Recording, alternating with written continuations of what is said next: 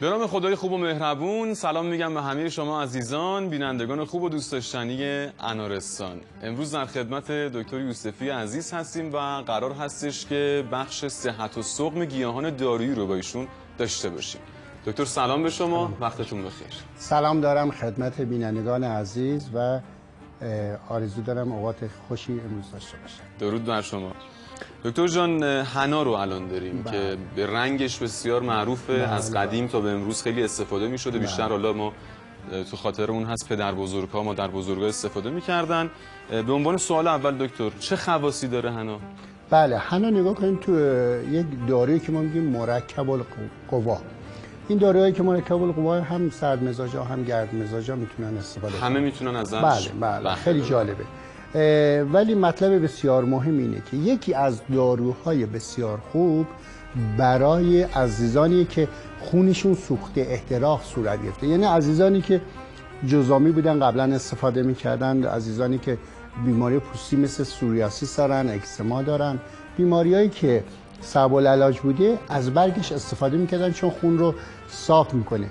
الان هم در حال حاضر یک سری شربت ها توی داروهایی که برای بیمارستان ها توی همدرد من میبینم یا داروهایی که در حال حاضر حتی درست میکنن در ایران برگ حنا رو میذارن به خاطر اینکه خون صاف میکنه. اما موضوع هم خیلی درمانای خوب داره، مثلا تو سوختگی واقعا نتیجه عالی میده. وقتی شما اینو میسوزین با روغن قاطی میکنین تو جلوگیری میکنه از تاول، حتی اسکار هم نمیذاره. درسته، در واقع اون جای زخم رو عالی از بین میبره. وقتی که شما پوست اضافه میاریم ما میگیم اسکار. تو سوختگی اکثرا این اتفاق میفته، ولی اگه اینو استفاده کنن این اتفاق برای عزیزانی که سوختگی دارن نمیافته.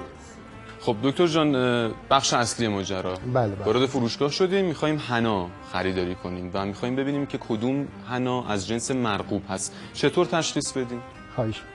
ببینید، اولا که ما معمولا هر محصول رو جا داریم، مکان داریم که ما یه جا ممکنه کیفیتش بالاتر باشه نسبت به حالا اون کلیته. معمولا حالا حنا که تو ایران حنای گرمسیر بهتره، منتها در انتخاب حنا باید توجه داشته باشین از شاخه و دمگل و اینا دنبرگ استفاده نشه، فقط باید برگ خالی. بله در واقع این یک حالت. پودر دوم باید تو سایه نگهداری بشه. حتی موقع آسیاب هم باید آسیاب محیط تاریک باشه. اگه نگاه کنی آسیاب‌ها قدیم هم تاریک بود، چون نور بخوره تاثیرش رنگدهی کمتر میشه. همین ویژگی که فرمودید دکتر در حنایی که به این شکل و به این رنگ باشه وجود داره دیگه، درسته؟ وقتی که شما استفاده سبزش میشه؟ نه نمیشه. وقتی استفاده کردید میبینید مثلا رنگش کم رنگه، خوش رنگ نیست. چون قبلا ما حنا ما رو میبردن صادرات میکردن، تو صادرات مثلا میگفتن این خودشون بهشون میگفتن اینا رو استفاده نکنید.